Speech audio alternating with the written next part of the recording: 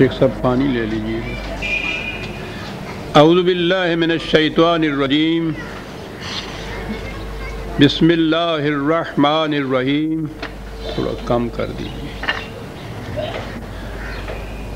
برادران عزیز، آج فروری 1982 کی 5 تاریخ ہے اور درس قرآن کریم کا آغاز سورہ محمد کی آیت 14 سے ہو رہی ہے.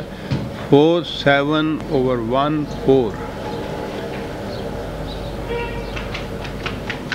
یوں تو سارے قرآن کریم کا ایک ہی موضوع ہے اور سابقہ آیات میں خاص طور پہ یہ چلا آتا ہے.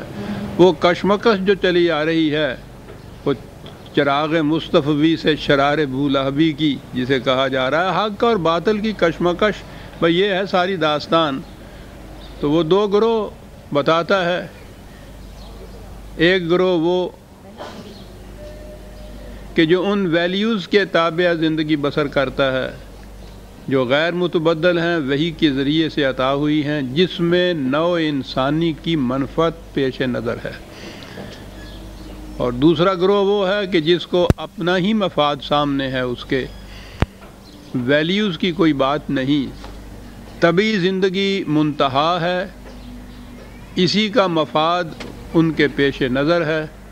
تو یہ 2 گروہ ہیں جن کا ٹکراؤ شروع سے چلا آ رہا ہے. آخری آیت میں بھی یہی چیز تھی. ایک کو وہ صحاب جنت کہتا ہے، دوسرے کو اہل سقر کہتا ہے. ایک کا مومن کہتا ہے، دوسرے کو کافر کہتا ہے.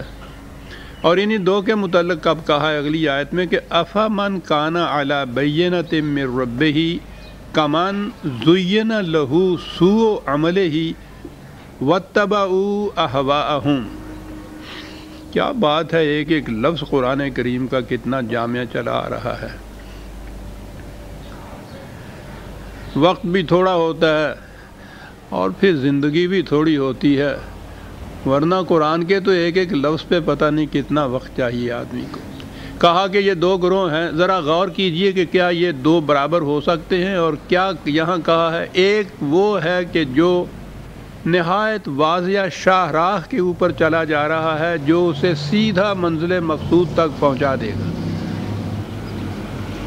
کسی قسم کا الجھاؤ نہیں، فریب خوردگی نہیں، غلط فہمی نہیں، فریب دہی نہیں.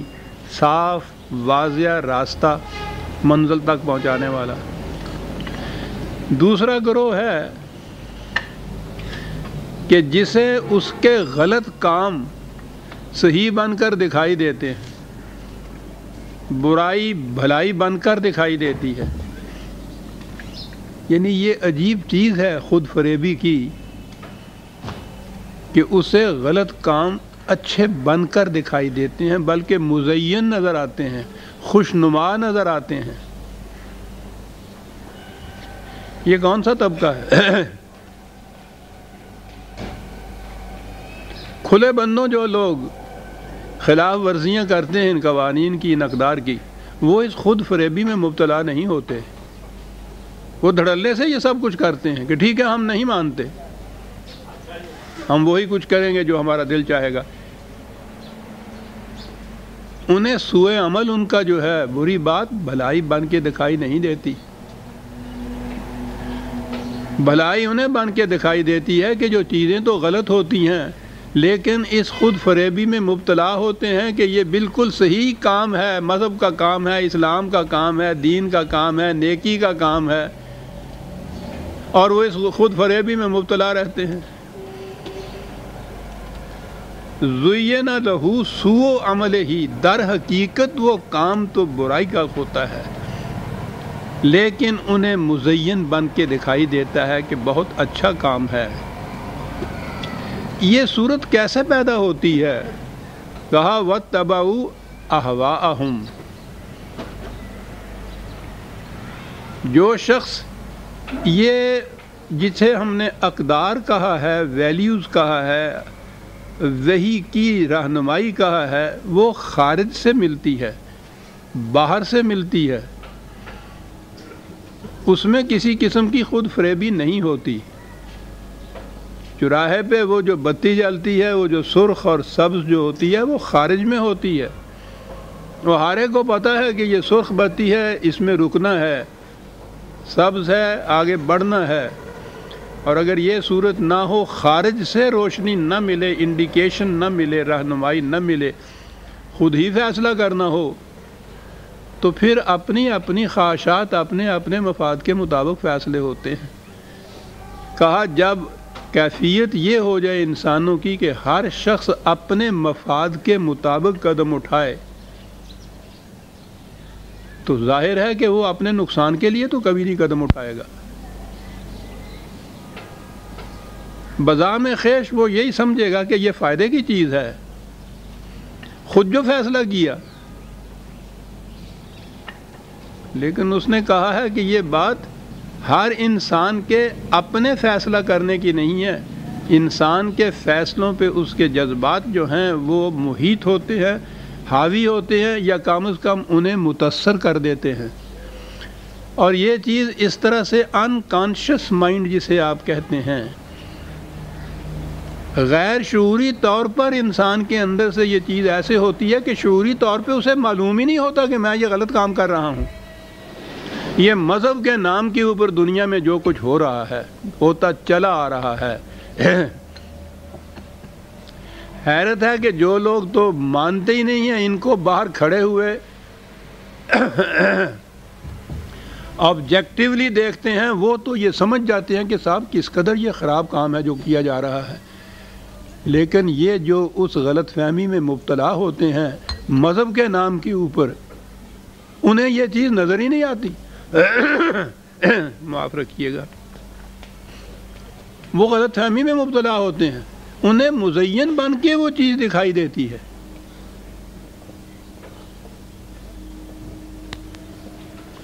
وَاتَّبَعُوا أَهْوَاءَهُمْ،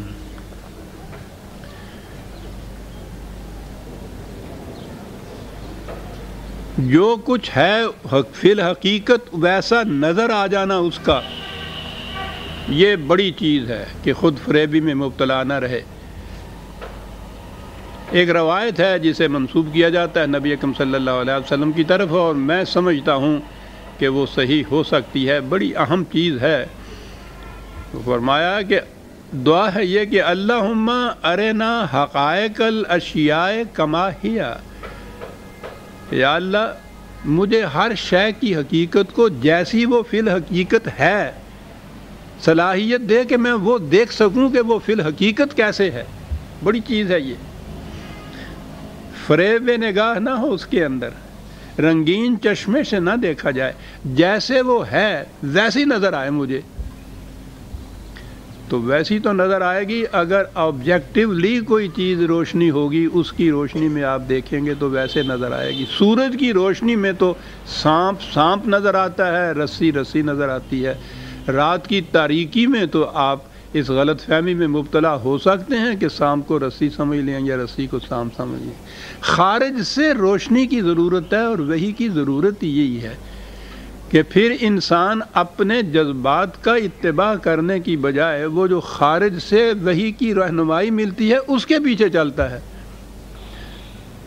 وہاں وہ سانپ سانپ نظر آتا ہے، رسی رسی نظر آتی ہے، دھوکہ نہیں کھاتا۔ دین میں انسان دھوکہ نہیں کھاتا کیونکہ وحی خداوندی کی روشنی میں وہ چلتا ہے۔ مذہب میں سب سے زیادہ خود فریبی میں مبتلا ہوتا ہے انسان کہ وہ دیانت داری سے، جسے کہتے ہیں ایمانداری سے، نیک نیتی سے سمجھتا ہے کہ میں بالکل صحیح کام کر رہا ہوں، اور وہ غلط ہوتا ہے۔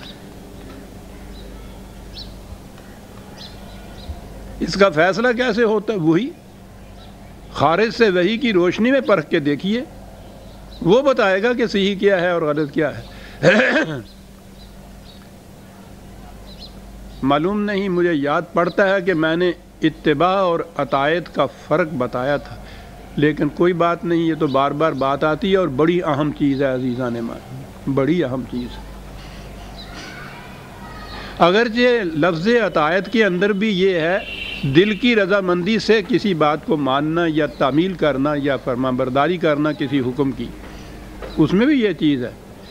دل کی نارضامندی سے، جبر سے کوئی چیز اگر کی جائے، بطیب خاطر نہ کی جائے، تو اس کے لیے لفظ اطاعت کا استعمال ہی نہیں ہوتا۔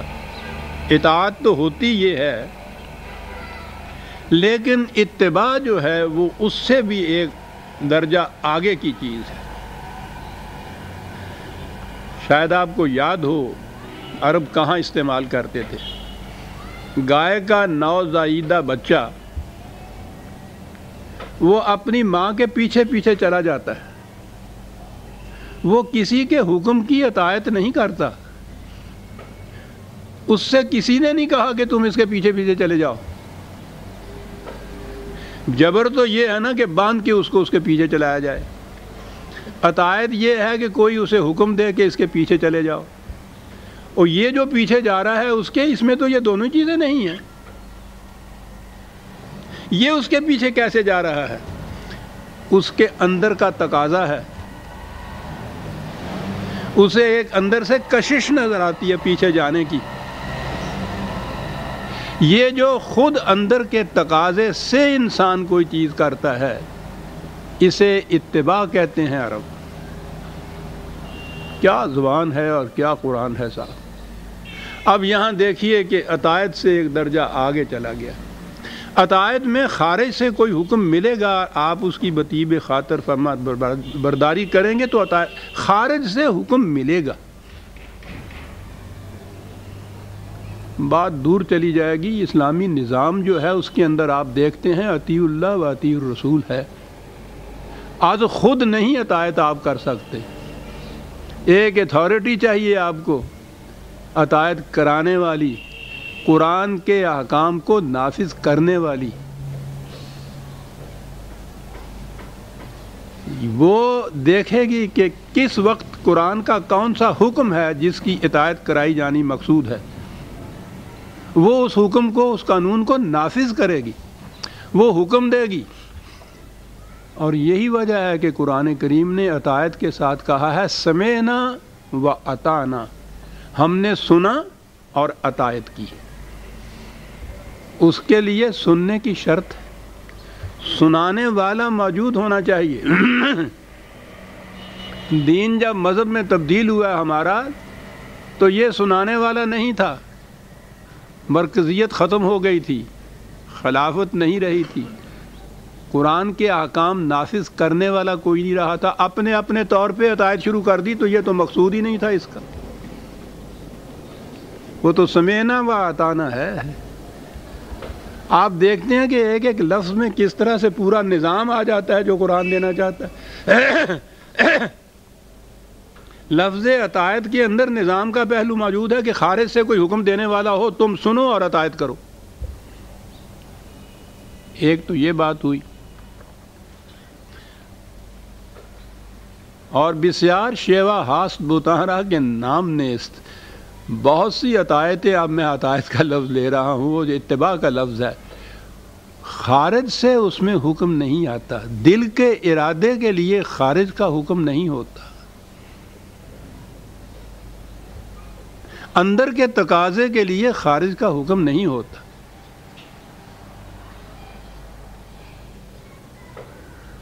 یہ بات کہ مجھے وارثہ رہنا چاہیے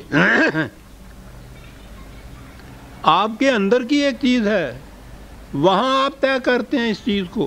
کوئی حکم نہ دینے والا بھی ہو اس وقت بھی آپ دیانتدار رہتے ہیں۔ قرآن نے کہا ہے نا کہ خدا تو دل کے ارادوں اور نگاہ کی خیانتوں تک سے واقف ہے۔ یہ وہ چیزیں ہیں کہ جس میں اتباع آتی ہے، اطاعت کی بات نہیں ہے۔ تو قرآن پہلے تو اس قسم کا تغیر نفس پیدا کرتا ہے کہ آپ کے دل کے اندر سے غلط بات کا ارادہ ہی نہ ابھرے، آپ اتباع کرتے چلے جائیں صحیح چیز کا جو قرآن نے یا وحی نے کہی ہے۔ ذرا محسوس مثال سے دیکھیے کہ آپ کو اگر پیاس لگتی ہے، آپ سب کچھ چھوڑ چھاڑ کے پانی پینے کے لیے اٹھتے ہیں، کسی نے حکم نہیں دیا آپ کو، آپ اطاعت نہیں کر رہے، اس میں کیا کر رہے ہیں؟ آپ کے اندر کا ایک تقاضا ہے، اس تقاضے کی تسکین کے لیے آپ اٹھ کے یہ کام کر رہے ہیں۔ تو جو اندر کے تقاضے سے جو بات کی جائے گی اس کے لیے قرآن نے اتباع کا لفظ دیا ہے۔ خالی قرآن کے لیے سارے قرآن میں اطاعت کا حکم نہیں آیا ہے، اتباع کا لفظ آیا ہے، اور جو ہی وہ نظام قائم کرتا ہے قرآن کا، وہاں اطاعت کا لفظ آیا ہے، اتباع کا لفظ نہیں آیا ہے۔ تو مومن کی پہلی چیز جو ہے خصوصیت، وہ تو یہ ہے کہ وہ اتباع کرتا ہے اقدار خداوندی کا۔ جب کوئی نہ بھی حکم دینے والا ہو تب بھی وہ اپنے دل کے تقاضے سے اس کی پیروی کرتا ہے۔ بہت بڑی چیز ہے جو وہ تغیر نفس پیدا کرتا ہے۔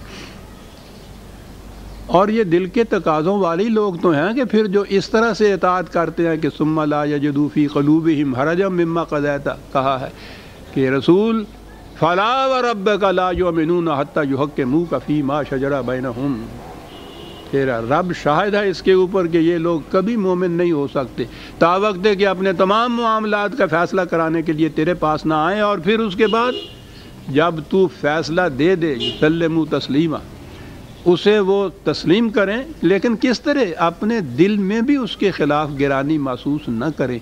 اطاعت میں بھی یہ چیز موجود ہے، لیکن بہرحال ایک خارج سے حکم ملنے کے بعد یہ اطاعت ہوتی ہے،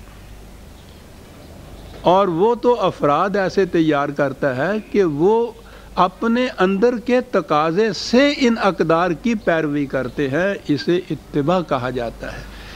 قرآن میں جہاں جہاں احوا کا لفظ آیا ہے، انسان اپنے جذبات، اپنے خواہشات کی کتابیں چلتا ہے، وہاں ہر جگہ اتباع کا لفظ ہے۔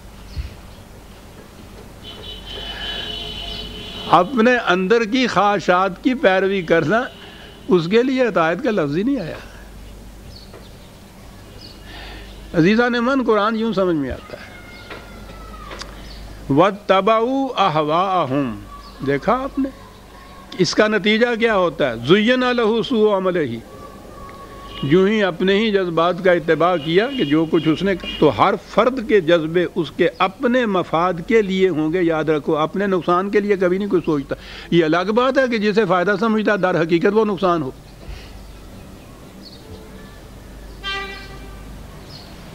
وہ زُيِّنَ لَهُ سُوءُ عَمَلِهِ ہوتا ہے، غلط کام اچھا بن کے دکھائی دے رہا ہوتا ہے۔ کیوں؟ اتباع ہوا، اپنے جذبات کے اتباع۔ تو یاد رکھیے، اپنے ہی جذبات کے اتباع سے خواہ آپ کتنا ہی کتنا نیک کیوں نہ اس کو سمجھ رہے ہوں، وہ صحیح دین نہیں ہے۔ دین یہ ہے کہ خارج سے جو وحی مل رہی ہے اس کے مطابق تو اطاعت ہو، اور آپ کے اندر اس قدر تغیر آ چکا ہو کہ آپ غلط کام کا سوچ ہی نہ سکیں۔ یہاں سے ابتدا ہوتی ہے عزیزان من اسلامی نظام کی۔ وہ کتاب و حکمت کی تعلیم، اور اس کے بعد یزکیہم، قلوب کے اندر اس قسم کی پاکیزگی، نشو و نما دینا، کہ وہاں سے وہ قلوب کے اندر یہ ایسا تغیر واقعہ ہو جائے کہ وہ خلاف وحی، خلاف قرآن، خلاف اقدار خداوندی دل کے اندر خیال بھی پیدا نہ ہو۔ یہاں سے ابتدا ہوتی ہے۔ پھر خارج میں جب نظام بنتا ہے، وہ ایک مرکز ہونا چاہیے، ایک اتھارٹی ہونی چاہیے جو قرآن کے احکام کی، قرآن میں تو مختلف قسم کے احکام ہیں نا، ہر موقع کے اوپر ایک حکم آئے گا۔ جہاد کا اگر حکم ہے تو اس کے لیے تو کوئی اتھارٹی ہوگی جو فیصلہ کرے گی کہ ہاں اب وقت آ گیا کہ میدان جنگ میں جانا چاہیے ہمیں۔ ہر فرد تو یہ فیصلہ نہیں کر سکتا، فرد تو ایک طرف رہا، ہر سپاہی بھی یہ خود فیصلہ نہیں کر سکتا۔ فیصلہ کرنے والی اتھارٹی باہر ہونی چاہیے۔ اس نظام کے تابع جو قرآن کے احکام کی اطاعت کرائی جائے گی، وہ اس کو تو اطاعت کہے گا۔ اور وہ جو دل میں تغیر پیدا ہو گیا ہے کہ کوئی ہو یا نہ ہو، آپ نے کبھی غلط کام کی طرف قدم ہی نہیں اٹھانا، یہ اتباع ہوگا۔ آپ کو یاد ہے کہ اسی قرآن کے متعلق جہاں واتبعوا ہے، یہ ہے جو خدا چاہتا ہے یا قرآن چاہتا ہے مومن سے کہ اس کے دل سے بھی کوئی بات ایسی نہ ابھرے کہ جو اس کے خلاف ہو۔ لوگ آسان سمجھتے ہیں مسلمان ہونا، لیکن ہے تو بڑا آسان۔ تیرا ہی جینا چاہے تو باتیں ہزار ہوں، مشکل کیا ہے اس میں؟ واتبعوا اہواءہم، تو پھر وہ جو نہایت واضح شاہراہ کے اوپر چلا جا رہا ہے، جس میں کوئی پیچ نہیں، خم نہیں، کجروی نہیں، بین ہے منزل تک پہنچنے کے لیے، اور وہ کہ جس کو غلط کام بھی اچھے بن کے دکھائی دے رہے ہیں اور وہ فیصلے وہ اپنے مفاد کے، اپنے جذبات کے تابع کرتا کہا کہ کیا یہ دونوں کبھی برابر ہو سکتے ہیں؟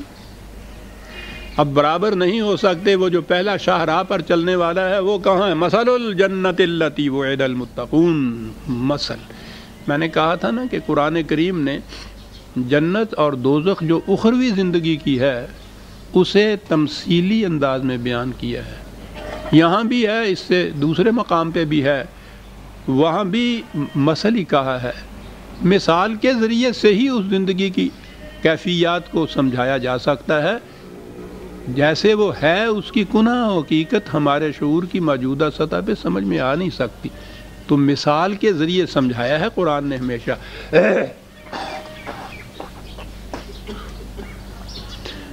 البتہ جو جنت اور جہنم اسی زندگی کے اندر واقع ہو جاتا ہے، ان مثالوں سے یہاں سے بات سمجھ میں آ سکتی ہے۔ یہاں وہ محسوس شکل میں ہوگا، کنکریٹ شکل میں ہوگا، وہاں وہ مثالی چیز ہوگی، وہ ایبسٹریکٹ ہوگا۔ مثل الجنت التی وعد المتقون، وہاں کی جنت جس کا وعدہ کیا جا رہا ہے متقیوں سے، وہ اس کی مثال یوں سمجھیے، اور یہاں وہ جنت محسوس شکل میں ہمارے سامنے ہوگی۔ ایک جگہ نہیں، ہر جگہ جنت کے متعلق تجری من تحتہا الانہار لکھا ہے قرآن نے۔ ان درختوں کے نیچے سے انہار، ہمارے ہاں تو نہر کو کہتے ہیں، لیکن عربوں کے ہاں وہ چھوٹی سے چھوٹی کھال بھی کیوں نہ ہو، جس میں سے پانی رواں پانی جا رہا ہو جہاں سے، اسے وہ نہر کہتے ہیں۔ پانی کی روانی جو ہے یہ اس کے اندر شرط ہے، خواہ وہ چھوٹی سی ہو، خواہ وہ بڑی سی کیوں نہ ہو۔ تو بہنے والا جو پانی ہے اس کے متعلق یہ قرآن نے ہر جگہ انہار کا ہے وہاں، اور یہاں تو خاص طور پہ دو تین الفاظ وہ لایا ہے۔ پہلا میں نے عرض کیا تھا کہ اتباع اور اطاعت کے اندر نظام آتا ہے سیاسی، جسے آپ کہیں گے۔ اس کے بعد جب جنت آتی ہے تو جسے آپ معاشی نظام کہتے ہیں وہ آ جاتا ہے اس کے اندر، سارا معاشی نظام اس کے اندر ہے۔ سنیے کیا کہتا ہے، میں پھر عرض کروں گا کہ کیسے وہ نظام آتا ہے سامنے۔ جنت فیہا انہار من ماء غیر آسن، پانی رواں ہے ندیوں میں، اور رواں اس لیے رکھا گیا ہے کہ اس پانی میں سراند پیدا نہ ہو، بو پیدا نہ ہو، بگاڑ پیدا نہ ہو۔ وہ ہے نا کہ بو فساد کی آتی ہے بند پانی میں۔ کوئی پانی جو جس کی روانی آپ بند کر دیں اور وہ رک جائے کسی ایک مقام کے اوپر، تھوڑے دنوں تک تو وہ صاف ستھرا رہتا ہے، اس کے بعد اس کے اندر بو بگڑتی ہے، ذائقہ بگڑتا ہے، تاثیر بگڑتی ہے، سڑان پیدا ہو جاتی ہے، پانی زہر ہو جاتا ہے۔ وہی پانی کھڑا رہے تو اس کی یہ کیفیت ہوتی ہے، بہتا چلا جائے تو وہ اسی قسم کا صاف شفاف مصفا پانی ہوتا ہے۔ تو قرآن نے پہلی چیز تو اس میں یہ کہی کہ تاکہ اس میں سڑان نہ پیدا ہو پانی۔ وَأَنْهَارٌ مِّن لَبَنٍ لَمْ يَتَغَيَّرْ طَعْمُهُ، اور پھر دودھ کی نہریں۔ وہ نہریں میں نے کہا ہے نا کہ اس پہ غور کیجئے، نہر کیوں کہا گیا ہے، میں ابھی عرض کروں گا۔ یعنی یہ یوں نہیں ہے کہ جیسے یہ ہمارے سامنے یہ ایف سی کالج والی نہر بہہ رہی ہے کہ وہ دودھ اس طرح سے پانی یوں بہہ رہا ہوتا، بہہ رہا ہے، رواں ہے، کھڑا نہیں ہے۔ لم یتغیر طعمہ، تاکہ اس کا ذائقہ نہ بدل جائے، اس کی خیصیت جو ہے نشو و نما دینے کی وہ نہ بدل جائے۔ وَأَنْهَارٌ مِّن خَمْرٍ لَذَّةٍ لِلشَّارِبِينَ، خمر انگوروں کے فشردے کو کہتی ہے، نچوڑ جسے آپ کہتے ہیں، وہ تازہ رہے، بہتا رہے تو اس میں صرف تقویت ہوتی ہے کچھ تھوڑا سا کہہ لیجئے کہ کچھ ذہنی طور پہ کچھ نشاط بھی ہوتا ہے، اس کی جو وہ خاصیت ہوتی ہے اس میں یہ چیز ہوتی ہے، نشہ نہیں ہوتا۔ قرآن کریم نے جہاں کہیں بھی اپنے جنت کی، جسے ہم شراب کہتے ہیں، لفظ شراب عربی زبان میں وائن کے لیے نہیں آتا، لیکر کے لیے نہیں آتا، ہر پینے والی چیز کو ان کے ہاں شراب کہا جاتا ہے۔ شرابہ کے معنی پینا ہوتا ہے۔ یہ تو ہمارے ہاں ہے نا کہ وہ شراب اب ہوتی ہی وہ شراب ہی کے لیے لفظ استعمال ہوتا ہے، جو ہر پینے والی چیز کے لیے ہم شراب نہیں بولتے۔ عربوں کے ہاں یہ بات نہیں ہے۔ تو قرآن نے اپنے ہاں خود واضح کر دیا ہے کہ جسے جنت کی شراب تم کہتے ہو، اس میں نشہ تو ایک طرف رہا، غنودگی بھی نہیں ہوگی، خمار بھی نہیں ہوگا۔ اس کے لیے حوالے آپ لکھنا چاہتے ہیں لکھیے 52/23، 52/23 اور 56/19، دو ہی کافی ہیں۔ اور مقامات میں بھی ہیں جہاں خصوصیت سے لفظ تو لائے ہیں قرآن یہی شراب یا خمر کا ہی، لیکن کہا ہے کہ یاد رکھو اس میں نشہ نہیں ہوگا۔ یہاں والے شرابی سے کہا جائے کہ شراب تو ہے لیکن اس میں نشہ نہیں ہے، تو وہ کہتا ڈول دے پرے جا کے، میں انہوں کی کرنا۔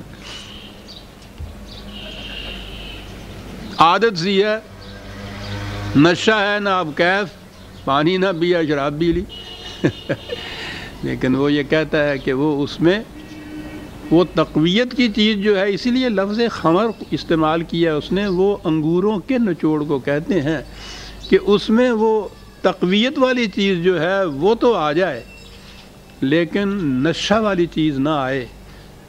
تو پتہ ہے آپ کو کہ یہ نچوڑ جو ہے، فشردہ جو ہے ان کا انگوروں کا یا پھلوں کا، اس میں نشہ کب پیدا ہوتا ہے؟ اس کو روک کے رکھتے ہیں، بند رکھتے ہیں، اس بندش کے بعد اس میں نشہ پیدا ہوتا ہے۔ اور پھر وہاں کے جو سنتے ہیں ہم یورپ کی شرابیں، خاص طور پہ فرانس کی، تو وہ تو کہتے ہیں 300 سال سے یہ زمین میں دبائے ہوئے تھے پیپے، یعنی اتنا بند رکھتے ہیں اس کو۔ اگر وہ انہار کی شکل میں رہے بہتا ہوا، اس میں نشہ نہیں پیدا ہوتا، اس میں سرمستیاں نہیں آتی۔ ابھی میں عرض کروں گا کہ یہ کیا کچھ کہہ رہا ہے قرآن۔ وَأَنْهَارٌ مِّنْ عَسَلٍ مُّصَفًّى، بہنے والا شہد مصفہ، صاف ستھرا۔ مسل تو اس لیے کہا وَلَهُمْ فِيهَا مِنْ كُلِّ ثَمَرَاتٍ، بہرحال ہر قسم کے پھل، ہر قسم کی چیزیں۔ یہ جو چیزیں چار کہیں قرآن نے اپنے اپنے ادراک کے مطابق اس کا مفہوم سمجھا جا سکتا ہے۔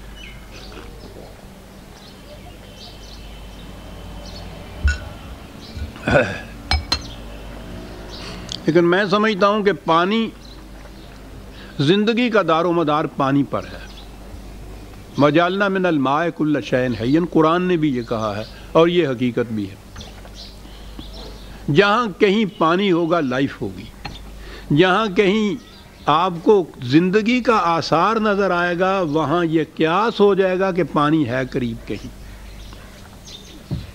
ابتدا ہی زندگی کی پانی سے ہوئی، تو قرآن نے سب سے پہلے کہا ہے کہ پانی بہنے والا۔ اگلی چیز نشو و نما کی ہوتی ہے، پہلی چیز نشو و نما کے لیے دودھ ہوتا ہے۔ تو پہلی چیز تو وہ ہے جس کے اوپر لائف کا دار و مدار ہے، جس پہ لائف سسٹین کرتی ہے، پانی۔ دوسری چیز یہ ہے جس سے نشو و نما پایا جاتا ہے، ٹھیک ہے۔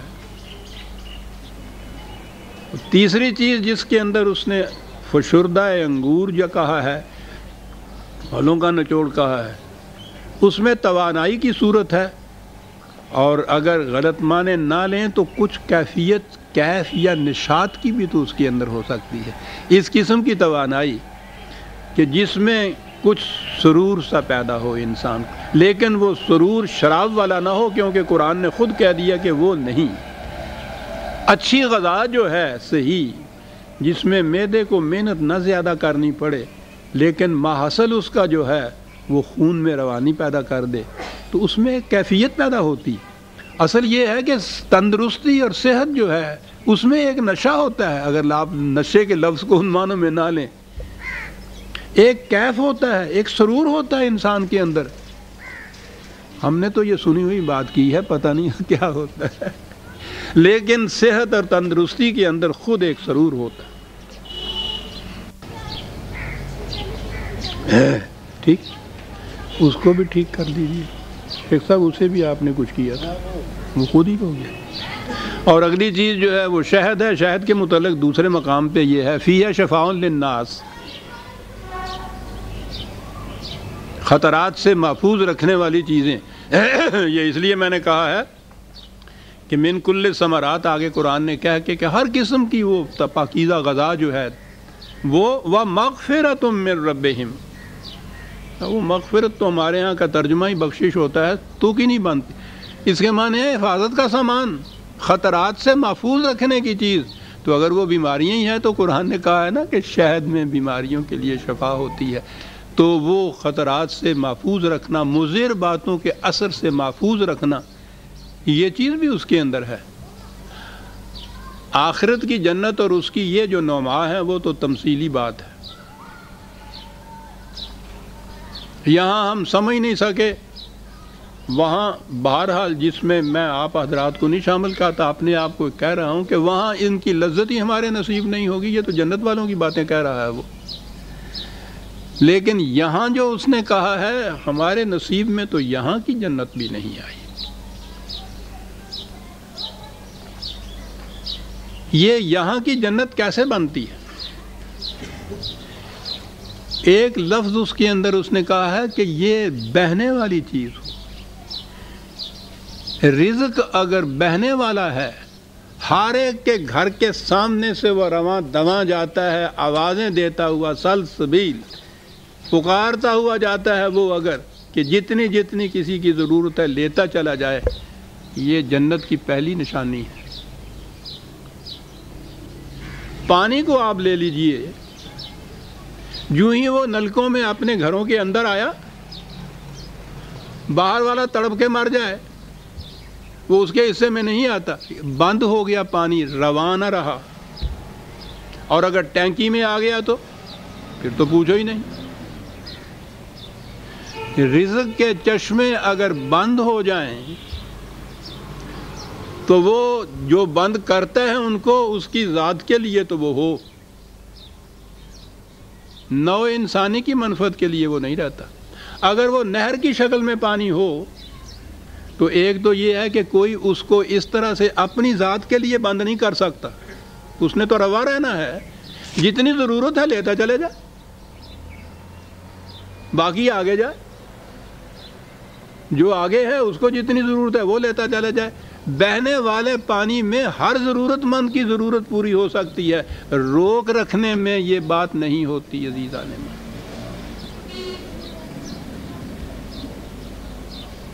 پہلی چیز قرآن نے آپ کا معاشی نظام جو ہے اس کی بنیاد یہاں رکھ دی اس نے کہ رزق اگر بہنے والی ندی کی طرح ہے تو وہ تو جنت کے رزق ہے. اگر اس پہ بند لگا دیے گئے ہیں, اپنے اپنے لیے روک کے رکھ لیا گیا ہے, تو یہ جنت کا پانی نہیں رہا ہے, زندگی بخش پانی نہیں رہا ہے.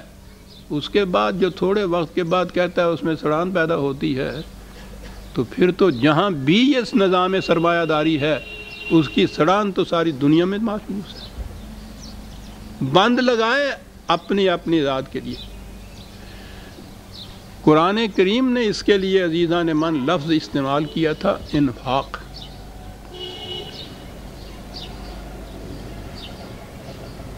نفقہ کے معنی ہوتا ہے جو بند نہ ہو.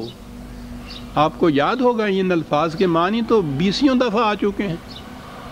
یہ جسے آپ تلوار کا نیفا کہتے ہیں نا, یہ اصل میں نیفا کا تن تھا لفظ. نیفا ہوتا ہی وہ ہے کہ جو کھلا ہوا ہو, اگر وہ سلا ہوا ہو بند ہو تو اس میں تو ہزار بند پرویا ہی نہیں جا سکتا. جو میانی دونوں طرف سے کھلی ہوئی ہو نا, اوپر سے روپیہ ڈالے نیچے سے نکلتا چلا جائے, اس کو وہ کہتے تھے نفقہ.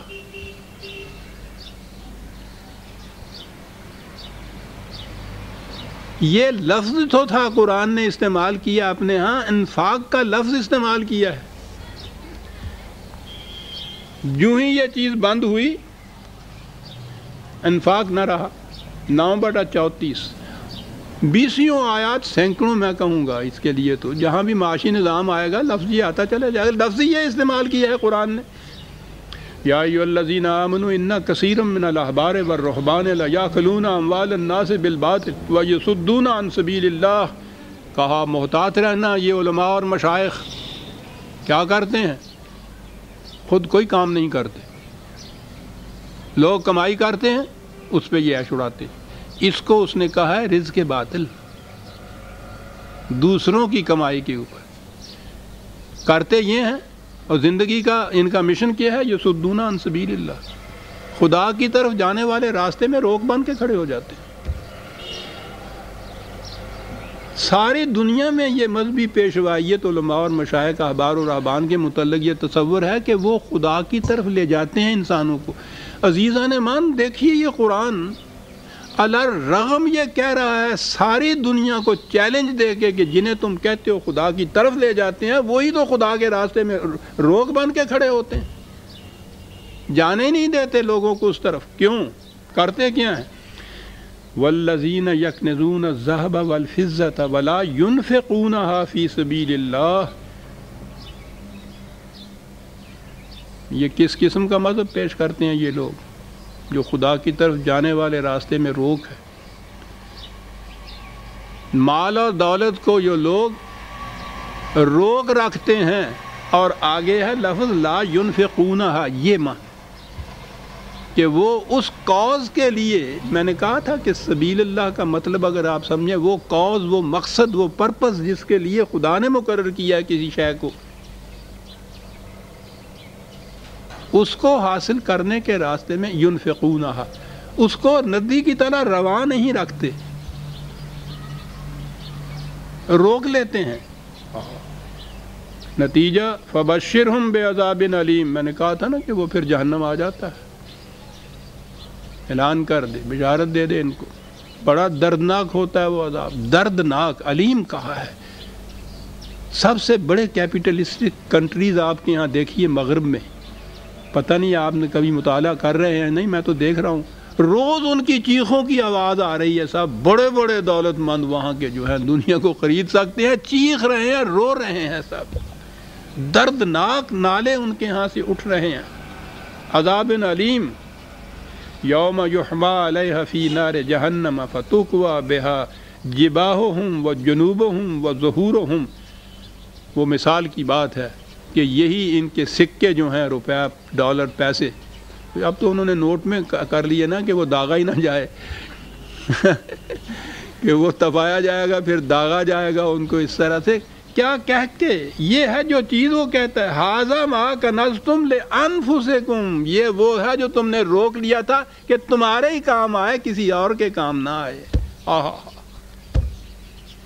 کنزتم کے ساتھ لانفسکم کہنا کتنی بڑی چیز ہے. فذوقوا ما کنتم تکنزون. جی اب ذرا چکھو تو صحیح اس کا مزہ اب پتہ چلے گا تم کو. جب اس پانی میں سڑان پیدا ہوگی نا، وہ پلایا جائے گا ان کو. ابھی آتا ہے کہ یہی پانی جب وہ روک رکھیں گے تو جہنم کا پانی ہوگا مان حمیمن فقطع امعاءہم. یہی پانی جب دیا جائے گا ان کو پینے کے لیے، ان کی انتڑیوں کو کاٹ کے رکھ دے گا. وہی پانی بہہ رہا تھا تو حیات بخش تھا، روک کے رکھ لیا انتڑیوں کو کاٹ دیتا ہے. دریا کے پانی میں اور سمندر کے پانی میں فرق کیا ہوتا ہے؟ دریا کا پانی رواں ہوتا ہے، سمندر کا پانی روکا ہوا ہوتا ہے. ایک گھونٹ نہیں پی سکتا آدمی، وہ کہتا انتڑیاں کٹ جاتی ہیں. کیا مثالیں دیتا ہے قرآن صاحب، روک کے رکھتے. تو میں نے کہا نا کہ قرآن نے انفاق کا لفظ جو تھا، انفاق کے معنی یہ ہیں کہ کوئی چیز جو ادھر سے آئے اور ادھر چلی جائے، یہ تھا نظام. اب یہ چیز جو ہے وہ تو انہار کی شکل میں پوری ہو سکتی کہ وہ بہنے والی چیز ہو. آپ دیکھتے ہیں جتنی چیزیں بھی قرآن یہاں کہیں گئی ہیں اس کے لیے انہار کا ہی لفظ آیا ہے. یہ رواں دواں رہیں گی پوری انسانیت کی ضرورتوں کو پوری کرنے کے لیے، تو یہ پھر زندگی بخش ہوں گی یہ چیزیں۔ جو ہی ان کو روک لیا جائے گا تو ان میں پھر وہ تغیر پیدا ہو جائے گا، چیز تو وہی ہوگی، اس کے اندر ایک خرابی پیدا ہو جائے گی کہ وہ حیات بخش ہونے کی بجائے موت آور ہو جائے گی۔ وہ جو پرانی ایک کسی زمانے میں ٹیکسٹ میں ہمارے ہوتا تھا، وہ water water everywhere not a drop to drink, یہ کون سا پانی ہے not a drop to drink? یہی ہے جب روک رکھا جائے اس کو۔ تو یہ تھا عزیزان من قرآن نے جو بتایا تھا، یہ تھا دین نے جو بتایا تھا۔ اب بنا مذہب۔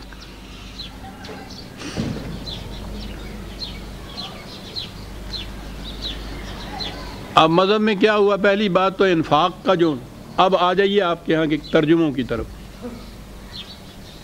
یہ سارے تراجم اور تصویریں آپ کی جتنی بھی ہیں یہ مذہب اسلام کی ہیں، دین کی نہیں ہے۔ انفاق کا ترجمہ جو تھا کھلا رکھنا، اس کی جگہ ترجمہ کر دیا خرچ کرنا۔ تو خرچ میں تو پہلے آپ کی ملکیت ہو گئی نا کہ آپ کے پاس وہ ہے، یعنی رکھا ہوا ہے تو پھر اس میں سے خرچ کرتے ہیں نا۔ یہ انفاق کی جگہ ایک لفظ بدل دینے سے، خرچ کرنے سے ساری معنویت بدل گئی اس میں۔ خرچ تو آپ اپنے پیسے کو کرتے ہیں، تو ملکیت تو پہلے آ گئی نا ذاتی۔ اب اس میں سے خرچ کرنا کچھ، اب آ گیا جو قرآن نے کہا تھا زُیِّنَ لَهُ سُوءُ عَمَلِهِ، روک رکھنا جو تھا یہ سوء عمل تھا، وہ اس کے مقصد کو ختم کر دیتا تھا۔ اب یہی روک رکھنا جو ہے یہ مزین بن گیا۔ کیسے بنا؟ اب آئیے وہ جو کہا کرتے ہیں میرے دوست کہ یہ جو وضعی روایات ہیں انہوں نے کیا نقصان پہنچایا ہے۔ ایک ہی مثال لے لیجیے، یہی جو میں نے آیت ابھی 9/34 تلاوت کی ہے، وہ جس میں یہ ہے کہ روک رکھتے ہیں اور وہ کھلا نہیں رکھتے تو یہ جہنم ہے اور اس میں تباہا جائے گا۔ تو جمع کرنے کو کنزتم یہاں مال کو جمع کرنا تو جہنم کی آگ بتایا ہے نا قرآن نے، اس کو کھلا رکھنا دین کا تقاضا بنایا ہے۔ اب یہ جمع کرنا جو ہے اس کے لیے جواز کہاں سے آیا؟ کیا بتا؟ ایک روایت ہے، مشکات میں ہے، بخاری میں ہے، سب مانتے ہیں اس کو، کہ جب یہ آیت نازل ہوئی، اندازہ لگائیے اس میں، جب یہ آیت نازل ہوئی تو صحابہ میں بڑا اضطراب پیدا ہوا۔ جی بڑے بڑے کیپیٹلسٹ، بڑے بڑے سرمایہ دار، وہ تو ٹھیک ہے، اضطراب پیدا ہونا ہی تھا۔ کیا بات ہے، صحابہ کا کیا تصور پیش کیا جا رہا ہے؟ اضطراب کس چیز پہ؟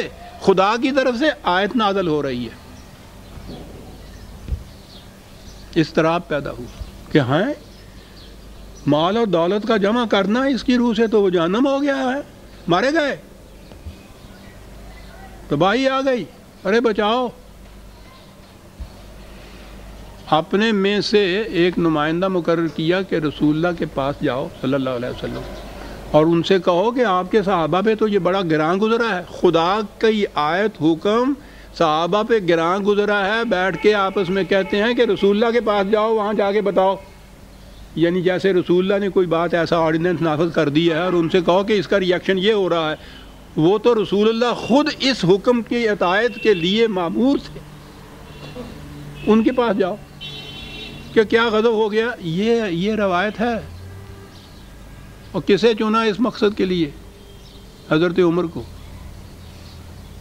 جن کی کیفیت یہ بتاتے ہیں کہ وہ گیہوں کی روٹی نہیں کھاتے تھے، جو کی روٹی کھاتے تھے۔ جب کہا گیا کہ کیوں نہیں گیہوں کی روٹی کھاتے، کہنے لگے کہ مملکت میں جس دن ہر فرد کو گیہوں کی روٹی ملے گی عمر اس دن گیہوں کی روٹی کھائے گا۔ اسے چنا گیا ان سرمایہ داروں کے ریپریزنٹیٹیو کی حیثیت سے کہ حضور رسول اللہ کے پاس جا کے ہمارا کیس پلیڈ کریں اور کہیں کہ اس میں سے کوئی راستہ بتائیے، ہم تو مارے گئے، معاذ اللہ معاذ اللہ، اور وہ بھی چلے گئے۔ عمر جیسا شخص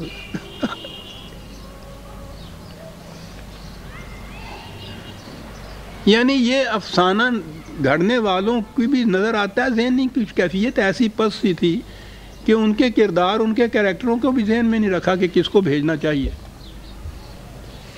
انہوں نے کہا ہوا نا کہ حضرت عثمان غنی تھے، ان کے پاس بہت دولت تھی، اگر انہیں بھیجتے تو کوئی بات سمجھ میں فٹ ان ہو جاتی اس افسانے کے اندر یہ کریکٹر، وہ حضرت عمر کا کریکٹر فٹ ان ہی نہیں ہوتا، ان کو بھیجا۔ لیکن وہ بھیجا اس لیے کہ وہ عجیب قسم کا ایک کردار بنایا ہوا ہے انہوں نے حضرت عمر کا، کہ بات کے اوپر وہ ڈانٹتے ہیں، معاذ اللہ معاذ اللہ، اور جب وہ ڈانٹتے ہیں تو خدا کی طرف سے اس کے مطابق وہی نازل ہو جاتی ہے جیسے عمر کہتا ہے، معاذ اللہ۔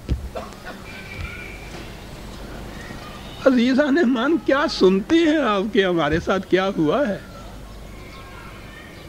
بہرحال وہ چلے گئے، حضور سے کہا کہ بڑا اضطراب کہنے لگے، ہوا بات ہی نہیں سمجھ میں آئی ان لوگوں کے۔ ارے بابا، خدا نے زکوٰۃ کا جو حکم ساتھ دے دیا، بس اس میں سے جتنا جی چاہے جمع کرو، کوئی حد نہیں، کوئی نہایت نہیں، اور اس میں سے سال کے بعد اتنی سے پیسے جو ہیں وہ خرچ کر دیا کرو۔ وہ آ گیا نا انفاق کا ترجمہ، اتنے سے دے دیا کرو خدا کی راہ میں، خدا کی راہ میں ہو گیا۔ اب اس میں سے زکوٰۃ نکال دو تو باقی سارا مال کہتے ہیں پاکیزہ ہو گیا صاحب۔ اور جب یہ چیز لکھا ہے کہ جب یہ چیز حضرت عمر نے آ کے بتائی تو انہوں نے نعرہ تکبیر بلند کیا، ہاں قلعہ فتح ہو گیا، یعنی سارا نظام سرمایہ داری بچ گیا صاحب۔ تو نعرہ تو بلند کرنا ہی، میرا خیال ہے انہوں نے مٹھائی بھی بانٹی ہوگی، چراغاں بھی کیا ہوگا، معاذ اللہ۔ اب آپ نے دیکھا یہ تصور زکوٰۃ کا کہاں سے آیا؟ یعنی جتنا جی چاہے جمع کرو، اس چیز کو جائز قرار دینے کے لیے بیچ میں سے اتنا سا نکالا تو وہ سارا نظام سارا الٹ گیا، اور اس سے مطمئن ہو گئے۔ اب آپ نے سوچا کہ یہ جو قرآن نے کہا تھا کمن زین لہو سوء عملہ ہی، غلط کام جن کو نہایت مزین بن کے دکھائی دے، ہے نا 1000 برس سے اس میں ہم چلے آ رہے، زکوٰۃ نہ نکالنے والے کو تو کچھ مذموم سمجھا جاتا ہے، کچھ نفرت کی نگاہ سے دیکھتے ہیں یہ مذہب والے۔ وہ جو اس میں سے زکوٰۃ نکال دیتا ہے نا، وہ کتنا ہی بڑا سیٹ کیوں نہ بن گیا ہوا ہو، فارغ کے ذہن میں ہوتا ہے کہ صاحب اپنے مال میں سے زکوٰۃ نکال دیتا ہے۔ کس قدر مزین ہو گیا یہ عمل۔ وہ کیپٹلزم جسے مٹانے کو قرآن آیا ہے، جسے وہ جہنم کی آگ کہہ رہا ہے، وہ جنت کا گلزار بن گیا اس ایک روایت کی روح سے۔ سوء عمل مزین بن گیا، مطمئن ہے زکوٰۃ دے دینے والا، خوش ہے زکوٰۃ دے دینے والا۔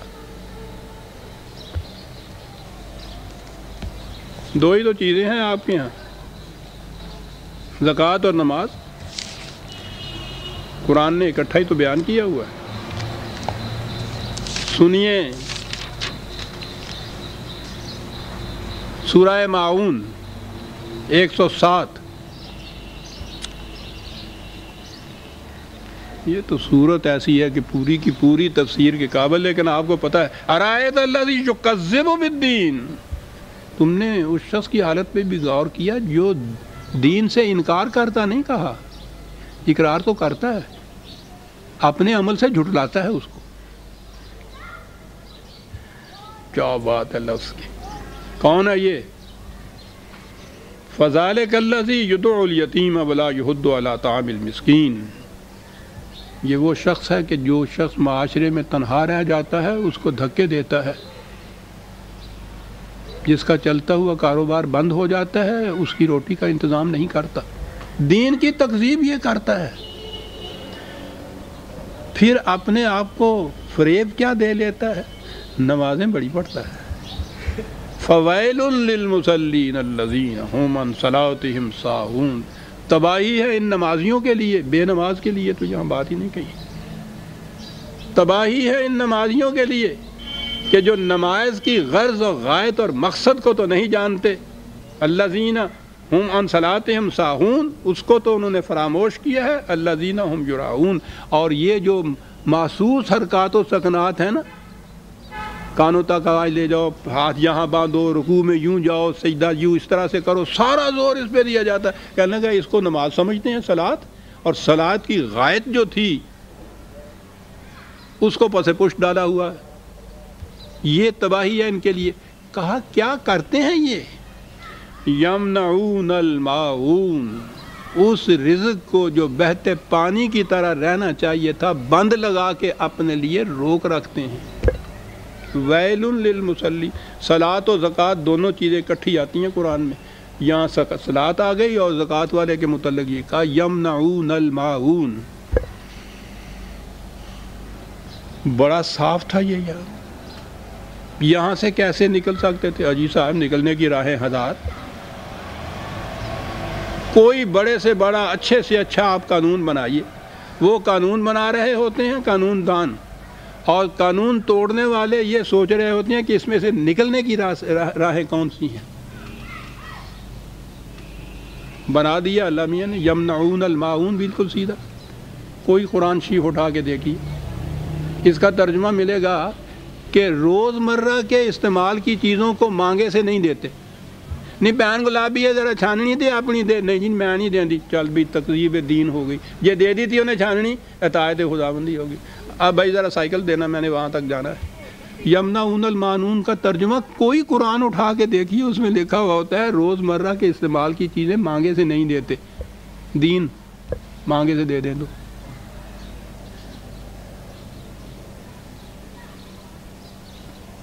خود اس زبان میں یہ معان جو ہے معاون جسے کہا گیا ہے، بہتے پانی کو کہتے ہیں۔ یمنعون منع کرنا، یہ لفظ موجود ہے، روک رکھتے ہیں اس کو۔ یہ ہے وہ اوپر کہا گیا تھا نا کہ وہ یتیم کی پرواہ نہیں کرتے، مسکین کو کھانا نہیں دیتے، اسی کی تو تفسیر ہے کہ کرتے یہ ہیں کہ جس رزق کو ندی کی طرح انہار کی طرح رواں دواں چلنا چاہیے، یمنعون الماعون، اسے روک رکھتے ہیں۔ اب یہ روک رکھنا تو بہت قابل نفرت بھی ہے، اور ویسے بھی نظر آتا ہے کہ قرآن کی تو منشا کے خلاف ہے۔ تو یہ مزین کیسے بنا؟ مزین ایسے بنا کہ روک رکھو جتنا جی چاہے، سال کے بعد 2.5% اس میں سے دے دو تم۔ یہ ہو گئی زکوٰۃ۔ اور اب ہمارے ہاں جو احیاء ہو رہا ہے اسلام کا، اس میں تو اور بھی یہ چیز پرلطف ہو گئی ہے۔ اس میں آپ کو تو معلوم ہی ہوگا جن کا کٹتا ہے، زکوٰۃ اس میں کاٹی جاتی ہے وہ اماؤنٹ لوگوں کا جو ایسی شکل میں جمع ہے جس پہ انٹرسٹ یا سود ملتا ہے۔ یعنی بینک کے اندر آپ کا فکس ڈپازٹ جو ہے اس پہ انٹرسٹ ملتا ہے، سیونگز کے اندر آپ کو انٹرسٹ ملتا ہے، نیشنل سیونگ کے سرٹیفکیٹس کے اوپر آپ کو انٹرسٹ ملتا ہے۔ ان اماؤنٹس پہ جس پہ گورنمنٹ خود سود دیتی ہے، وہ انٹرسٹ یا سود جسے قرآن نے اعلان جنگ کہا ہے خدا اور رسول کے خلاف، جس اماؤنٹ کے اوپر یہ انٹرسٹ یا سود ملتا ہے اس میں سے وہ زکوٰۃ کاٹتے ہیں۔ جس میں انٹرسٹ نہیں ملتا نا اس پہ نہیں کاٹتے، کرنٹ اکاؤنٹ پہ نہیں کاٹتے۔ تو زکوٰۃ تو یہ ہو گئی،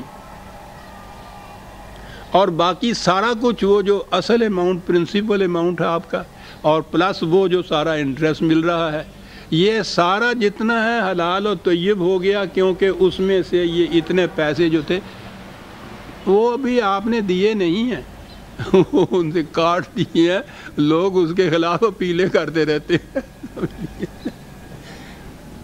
یہ ہو گئی زکوٰۃ، وہ ہو گئی صلاۃ۔ تو قرآن نے دو ہی تو حکم دیے ہیں پکے جو ہیں ساری جماعت، یقیمون الصلاۃ وآتوا الزکاۃ، یقیم دونوں چیزیں آ گئی اس میں۔ غور فرمایا کہ زین لہو سوء عمل ہی، جو قرآن نے کہا ہے کہ سوء عمل، غلط کام مزین بن جاتے ہیں، پھر ان کی نگاہوں میں مزین بن جاتے ہیں۔ ہمارا دور تو اس اعتبار سے بہت اچھا ہے، اس میں ان چیزوں کی لفظی تفسیر کی ضرورت ہی نہیں ہے۔ صورت ببیں حالم پرس، شکلوں نظر آؤں بے کی۔